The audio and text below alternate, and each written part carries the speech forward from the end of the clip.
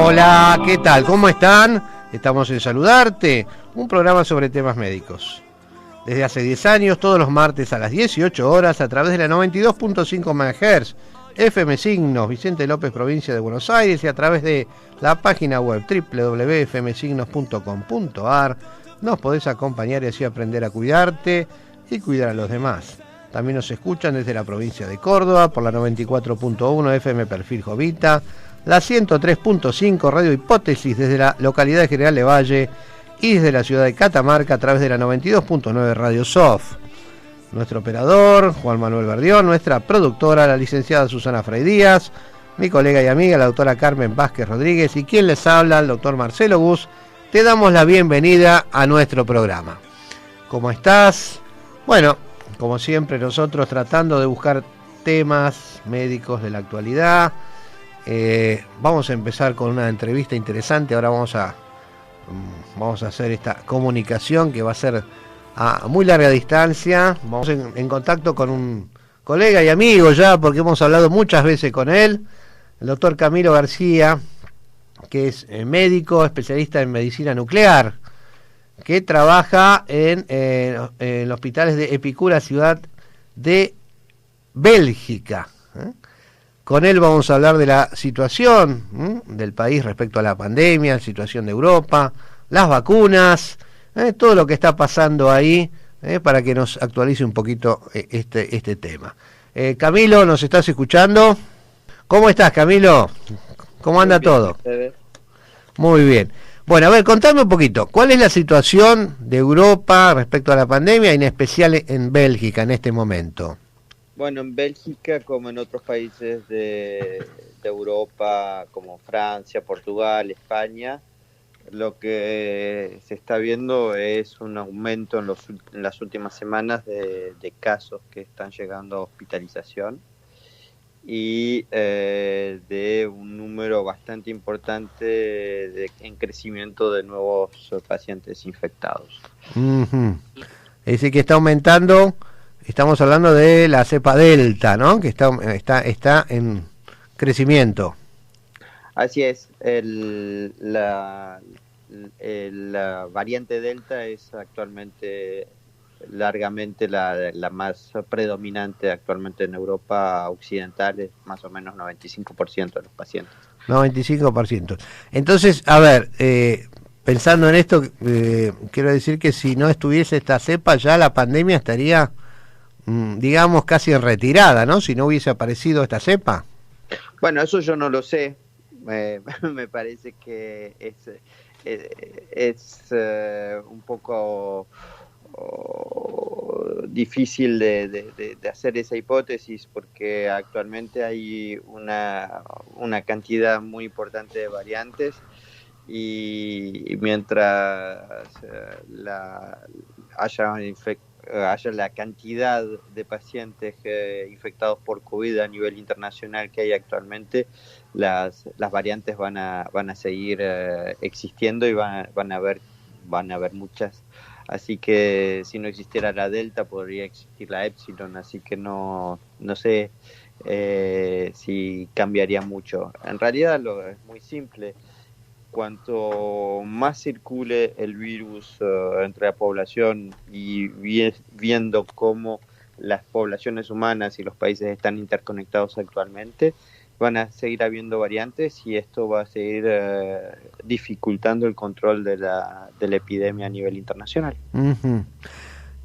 ¿Cómo está el tema de vacunación? ¿Qué porcentaje de gente en Bélgica, en Europa, está vacunado en general? Yo sé que cada país tiene lo suyo, ¿no? Pero Bélgica tiene el 76% de sus adultos mayores de 18 años vacunados con las 2 dosis.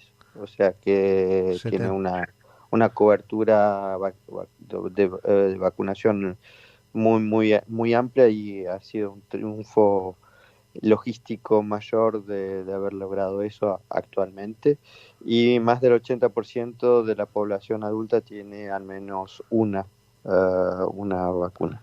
claro. Así que estamos hablando de una cobertura de vacunación que está llegando a lo que se recomienda internacionalmente para tener una cobertura aceptable. Ajá. Para disminuir El problema es que, bueno, estamos hablando de adultos, ¿eh? Sí, Y sí, sí. bueno, la vacunación en adolescentes es otra situación.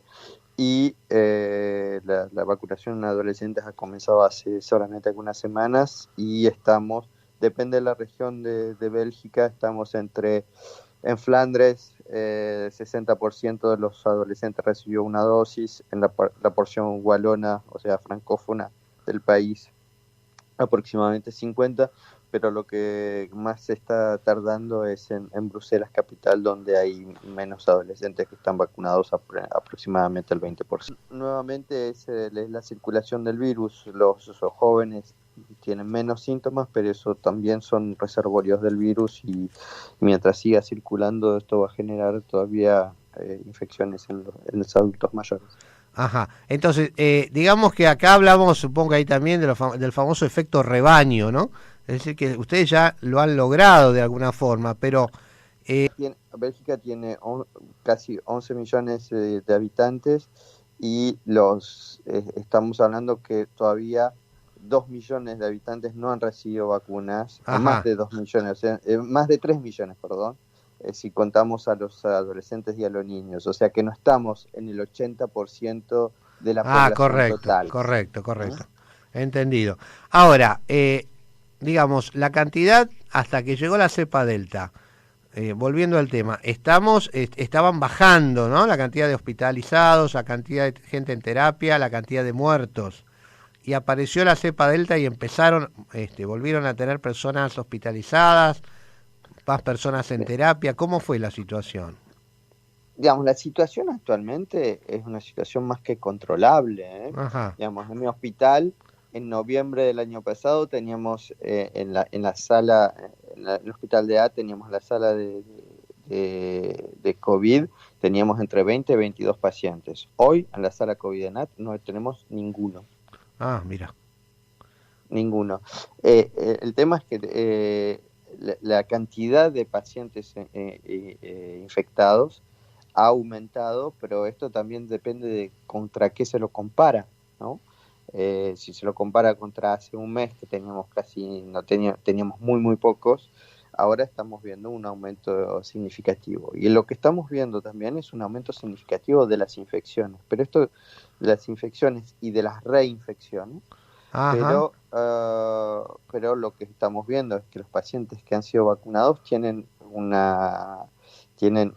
cursan un COVID muchísimo más leve y claro. con muchísimo menos riesgo de ser hospitalizados y por lo tanto, muchísimo menos riesgo de fallecer de la infección. Estamos hablando en Bélgica, están aplicando la Pfizer. ¿Qué vacuna están aplicando ahí? Cuatro vacunas principalmente se aplicaron. Se aplican la vacuna Janssen, Johnson & Johnson, Sí, Pfizer, Moderna y se aplicó AstraZeneca. AstraZeneca. Correcto. Ahora, ¿cómo está la situación? Porque acá me preguntan el tema de turismo. Yo tengo entendido que han dividido un poquito la zona en como un semáforo, ¿no? Toda la zona de Europa, en Ujú. verde, amarillo, rojo. ¿Cómo está esta situación?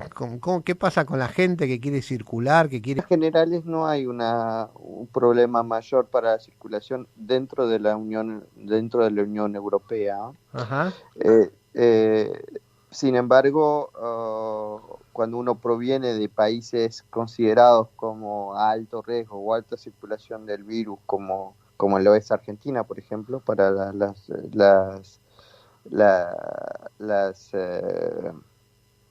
para la Unión Europea, sí. se le pide a la gente que haga una cuarentena de una semana y testeos al regresar. Se levantó la lógica de prohibir los viajes al extranjero, aún en países fuera de la Unión, porque la variante Delta es altamente mayoritaria actualmente. Entonces, la idea de reducir los viajes era intentar que la variante Delta no llegara de una forma masiva se expandiera de una Expandieron. forma muy rápida, Sí, sino actualmente como la variante Delta es ampliamente mayoritaria, digamos, no tiene mucho sentido seguir prohibiendo de países donde la variante Delta también lo es, así que las restricciones de viaje han sido menores. Así que las restricciones actualmente tienen que ver con diferentes países pusieron lo que se llama el pase sanitario, ¿sí? En Francia, en Italia, por ejemplo, Ujú. que tiene que ver más con una presión hacia la sociedad para que la gente se vacune que con una lógica epidemiológica en realidad. Digamos, hubo toda una discusión con los antivacunas aquí en Europa y Ah, sigue habiendo, de hecho. ¿qué pasa con esa Eh, gente, con los antivacunas? Justamente, digamos, hubo muchísima información falsa, Claro, mucha claro. desinformación con respecto a esto y lo que en algún momento los gobiernos tuvieron mucho resquemor en hacer que la vacuna sea obligatoria y declararon a los cuatro vientos que la vacuna no sería nunca obligatoria y esto dio aire justamente a los antivacunas y a los complotistas para decir, vieron, si no la hacen obligatorias porque alguien nos están ocultando porque las vacunas son peligrosas. O sea, en Claro, claro. definitiva, diga lo que se diga, siempre los complotistas van a tener argumentos para llevar agua a su molino. Claro, Con lo cual, sí. el gobierno de Francia y el gobierno de Italia, para ya ni siquiera entrar en la discusión con los complotistas y los antivacunas, lo que pusieron fue esto del pase sanitario. Lo que hace fundamentalmente el pase sanitario es dificultar la vida cotidiana para aquellos que no se han vacunado. Y Ujú, claro, entonces claro. no imponen la vacuna de una forma formal, pero la hacen casi obligatoria, porque si no la vida cotidiana se hace un infierno. ¿Y dónde debería usarse el pase, por ejemplo? ¿Para ir, para viajar, para entrar, no sé, a un restaurante, a un cine? Para ¿Cómo? estar en un restaurante, para ir al cine, para ir a un museo, para el personal de salud en Francia, si no está vacunado, es un causal de suspensión del trabajo, Claro. de no, de no que no se le pague el sueldo y hasta puede llegar a ser condicionante para que el personal sea despedido. Sea Así despedido. que en personal salud estoy hablando. Sí, sí, Así sí. que, digamos, puede llevar a situaciones bastante complicadas porque en una situación de tensión donde hay cada vez menos personal de salud o porque están muy fatigados o porque han renunciado a su trabajo, a una agregar la posibilidad de despedir porque la gente no se ha vacunado, realmente una apuesta complicada, digamos, ¿no? Ahora, con ese pase, entonces, si yo no lo tengo, no podría entrar, por ejemplo, a un cine, a un restaurante. Directamente No, tendrían no derecho de podrías tomar admisión. tampoco un tren Claro. de larga distancia, no puedes subirte a un avión. Bien, bien. Digamos, hay muchísimas, no puedes ir al teatro. Claro. Así que esto es en Francia y en Italia, fundamentalmente. En Bélgica el pase sanitario no existe. Digamos, lo que sí, la Unión Europea hizo un paso sanitario para todos los ciudadanos europeos y con ese pase sanitario se permite, digamos, pasar las fronteras y si se solicita, pero en realidad las fronteras, realmente yo he pasado la frontera belga-francesa y realmente no hay ningún control actualmente, pero si Ujú. la policía lo pide o Hay que si hacerlo. alguien lo pide, uno lo puede mostrar y no hay problema. Los no vacunas, los que no se quieren... ¿Tenés una idea, a ver, o según tu opinión, por qué la gente, existe este movimiento antivacunas? ¿Cuál es la idea que se tiene ahí en Europa? ¿Por qué surgió? Bueno, el movimiento antivacunas en Francia y en Italia y en Bélgica muchas veces tienen un referencial con un médico británico que denunció que los adyuvantes de ciertas vacunas podían crear en los niños autismo y en los Ajá. adultos esclerosis en placas. Este médico fue despedido de su hospital y muchos de sus trabajos fueron retirados de las revistas científicas por haber sido falsos. Falsos. Y el problema del discurso con los complotistas y que los antivacunas forman parte de un movimiento mucho más extenso, que es el complotismo, es que no hay forma de argumentar racionalmente con ellos, porque todo lo que se diga lo van a utilizar como argumento suplementario para mostrar el pseudo complot. Claro. Entonces, con este médico decir, bueno, lo echaron y esto es bien la prueba de que tenía razón y que nos están ocultando algo. Entonces, no hay, y si le sacaron sacaron los artículos es para que no estemos informados, para que nos mantenemos siempre en ignorancia. Digamos, todo el circuito de pensamiento es un circuito circular en forma cerrada, donde es imposible la discusión racional. Claro. Y fundamentalmente lo que se le echaba la culpa es a los adyuvantes. El ayudante fundamentalmente son adyuvantes a base de aluminio, la alumina. Y, por ejemplo, las vacunas ARN no hay adyuvantes. Ajá. Entonces, digamos, es un desconocimiento total de lo que se habla. Después, con las vacunas ARN, lo que se les achacaba como argumento para rechazarlas es que son vacunas experimentales, después que iban a modificar el ADN de las personas, argumentos delirantes como que ese ARN iba a ser una especie de chip que permitiría a los estados controlar a los seres humanos. Cualquier cosa, terrible. Digamos, realmente causa gracia por momentos, delirantes. Sí. Es delirante. Por suerte es un porcentaje menor, ¿no? Bastante chico de gente que está en esa línea. Acá también lo tenemos en Argentina, acá lo tenemos también. Pero sí, es un porcentaje muy menor. Es que tiene una capacidad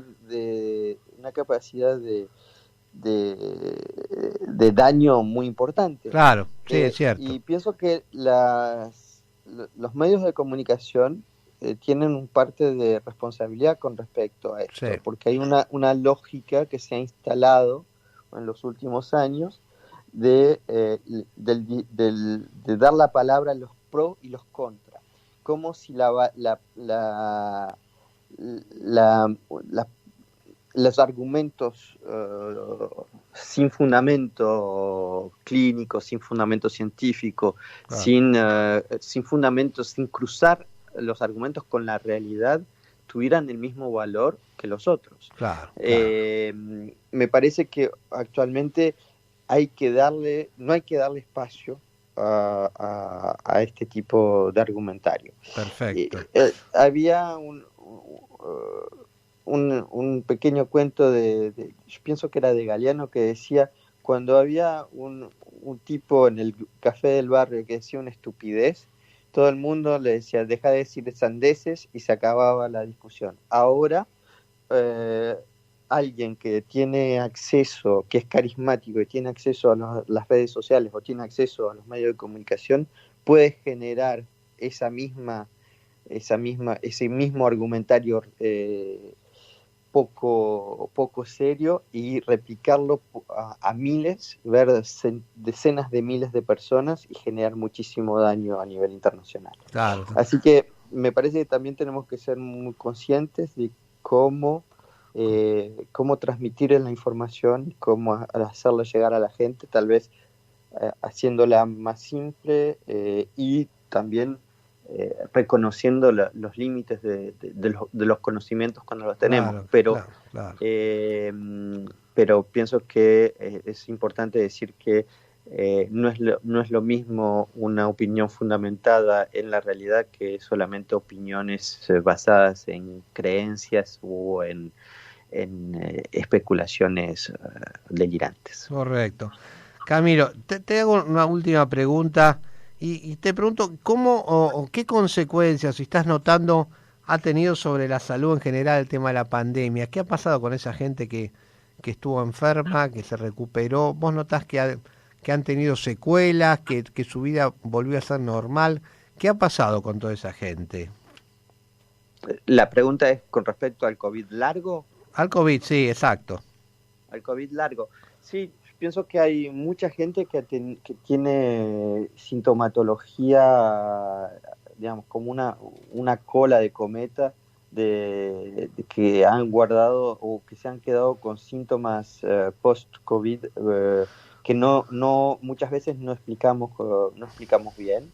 Pacientes con mucha fatiga, pacientes que nos dicen claramente que tienen una especie de enlentecimiento en la ideación, o sea, como si estuvieran hipotiroideos, digamos, Ajá. Ah, con mirá. una reactividad en sus ideas mucho más lentas que habitualmente, pacientes que dicen tener sensación de disnea sin tener ni alteraciones en los exámenes funcionales respiratorios ni en Problemas los exámenes respiratorios. cardíacos. Ajá.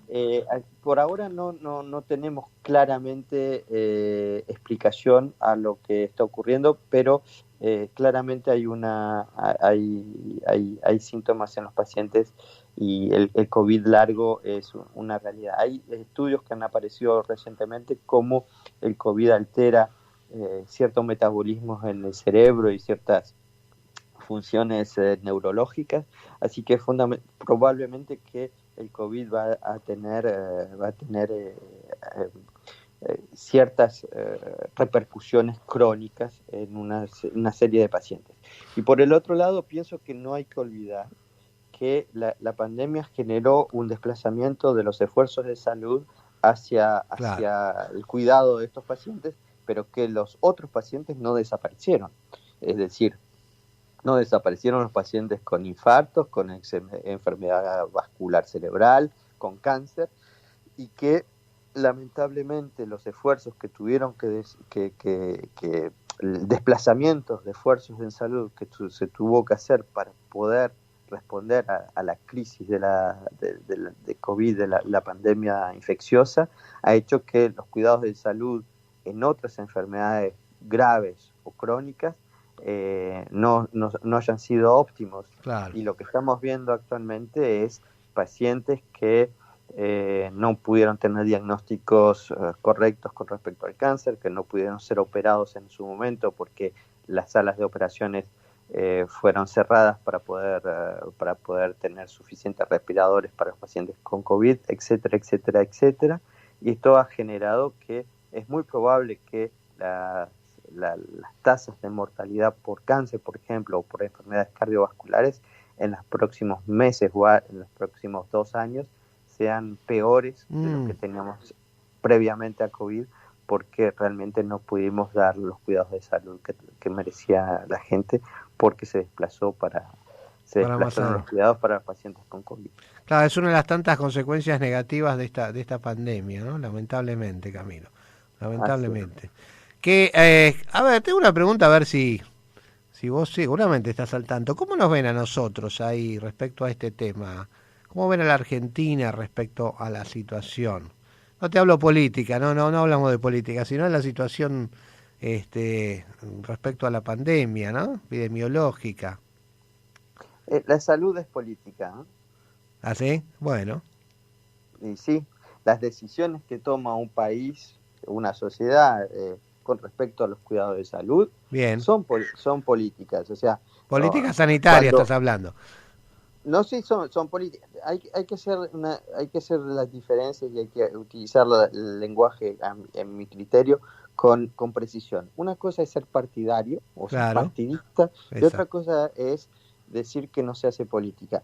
La gente, cuando opina sobre la realidad, hace política. Bien. Y la salud, fundamentalmente, es política. Digamos, cuando un país decide tener una salud privada y otro decide tener salud pública basada en financiamiento de Estado, están haciendo política. Entonces, cuando discutimos de política, cuando discutimos de salud, discutimos de política. Perfecto. Entonces, como vemos como veo yo personalmente, porque yo no he hablado con mis colegas para ver cómo ven ellos la situación en Argentina, pero cómo la veo yo sinceramente me parece que ha habido dos o tres cosas importantes. Hay que acordarse que el gobierno que asumió hace un año y unos meses recibió un país donde no había Ministerio de Salud Nacional, Sí, que había sido degradado a una Secretaría de Estado, ¿sí? sí, En la Argentina había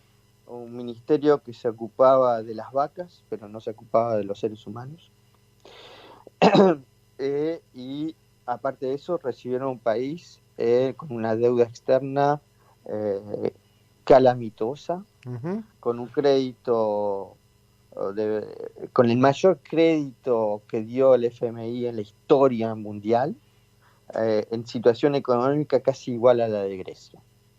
En ese contexto, que la Argentina haya podido generar la llegada de vacunas de una forma masiva, con todos los problemas logísticos que ha habido y que siguen habiendo en la Argentina, que estoy al tanto, la segunda dosis de Sputnik y todo el tralala, me parece que ha sido realmente desde ese punto de vista bastante exitoso el trabajo que ha hecho el gobierno federal.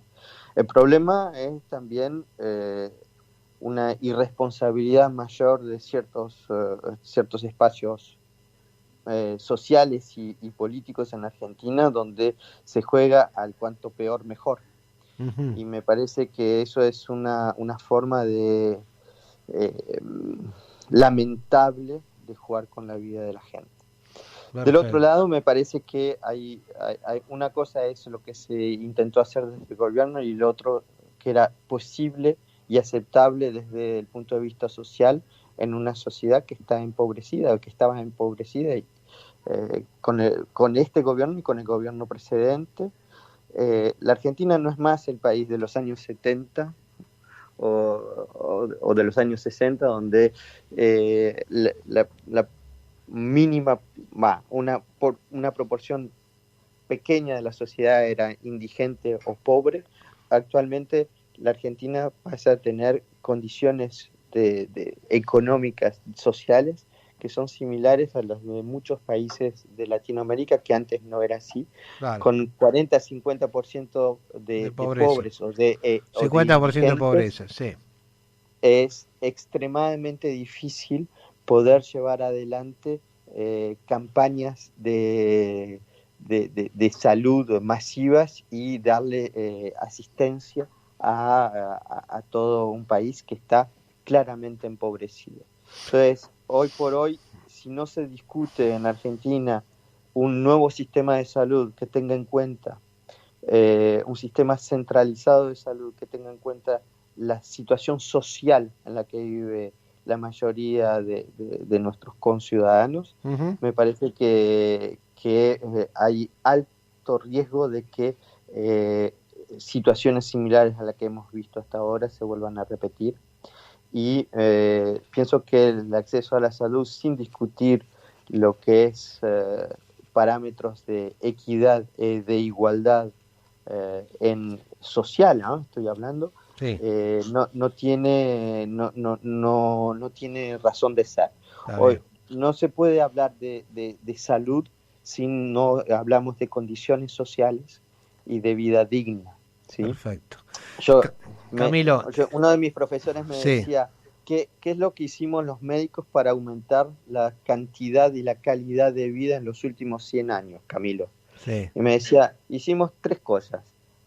Hicimos políticas de salud pública, vacunas y antibióticos. Y todo el resto fueron políticas sanitarias que tienen que ver con ingeniería y infraestructura.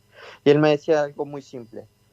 Los ingenieros haciendo cloacas y llevando agua potable a la mayoría de la población han hecho mucho más que los oncólogos y los Es radioterapeutas para cierto. luchar contra el cáncer. Tenés razón. Y, Es y cierto. los ingenieros que llevan electricidad y que hacen heladeras y que que transportan los alimentos en condiciones correctas para que la gente no coma carne podrida, hacen mucho más por la salud pública de lo que hace un reumatólogo, por ejemplo. Es importante que lo respetamos, es que sin condiciones de igualdad y de equidad en nuestros países, es imposible tener una buena salud para todos. Camilo, muchísimas gracias por tu tiempo, como siempre, un placer haber charlado con vos. Y bueno, te consideramos un amigo del programa, así que cada tanto nos vamos a encontrar. ¿Qué te parece? Cómo no, con muchísimo gusto. Ha sido un placer, Camilo. Un gran abrazo. Un abrazo. Chao, chao. Bueno, ha sido el doctor Camilo García, que es un médico especialista en medicina nuclear, pero no solo en esto, ¿no? Él vive en Bélgica y nos contó cuál es la situación sanitaria en Europa, cómo están las cosas, el tema de la Delta, y nos habló también de Argentina, también dio su opinión sobre lo que está pasando en este país, desde lejos, pero está al tanto. Podemos estar en algún desacuerdo con él, pero lo respeto mucho porque es una persona que está trabajando muy seriamente. Bueno, ahora vamos a